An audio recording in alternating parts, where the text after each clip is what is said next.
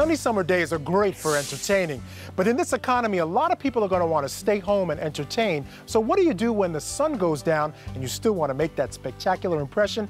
Well, party on, because today we have a great guest. His name is Dave Black. Dave is from Wisteria Landscaping, and he's going to tell us how to light for maximum effect.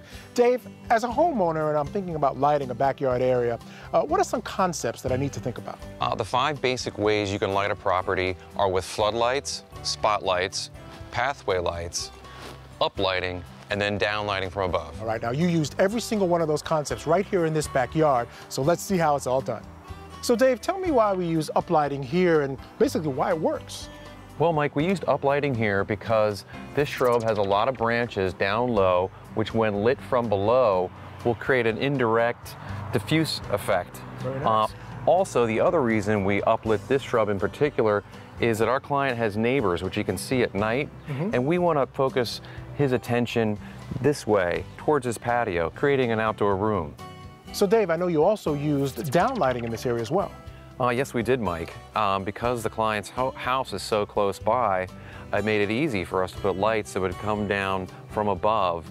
And we actually took it one step further. We moonlit the area, which is a neat effect. You can even eat by it. All right, now, if I don't want to go all the way up on the roof, what are some of my other options for lighting an area like this? Well, you do have other options. One would be to use a sconce if you have a wall close by. Another option is to locate path lights near the edge of the patio. Okay. And lastly, like we have here, you could use a table light. Right, and you can use any combination of those as well as you like. Certainly. All right, so let's go take a look at some path lighting. Okay. Path lighting is very important. It actually leads your guests to a focal point or where you might want them to go. And the great thing about them is that they come in all different shapes and styles. So Dave, these are actually pretty easy to install. Yes, they are, Mike. In fact, all you have to do is push them into the ground. So if a new girlfriend wants them moved, they're pretty easy to move around as well. Yeah, that's actually a very nice feature. If you don't like where they are, if she wants them further apart, you can simply take them out and put them where you want to put them. All right, fantastic. Now, how do you actually power these things up? How these are powered is you see this wire here, you connect that to the transformer, and what that does is it steps the voltage from the 120 volts to 12 volts. Which is nice because it's using 1/10 the power that a normal fixture uses, and also it's very safe. 12 volts is not enough to shock anybody. All right, that's fantastic. Now, we see a lot of these solar lamps. You see them as pathway lighting. Do those work? Do you like those? You know, I really like the idea. They're pretty neat, but where solar lights are right now is they're just not that bright. They are going to be coming out with some improved LED models that will work better in the future, though. So you advise staying away from them? Yeah.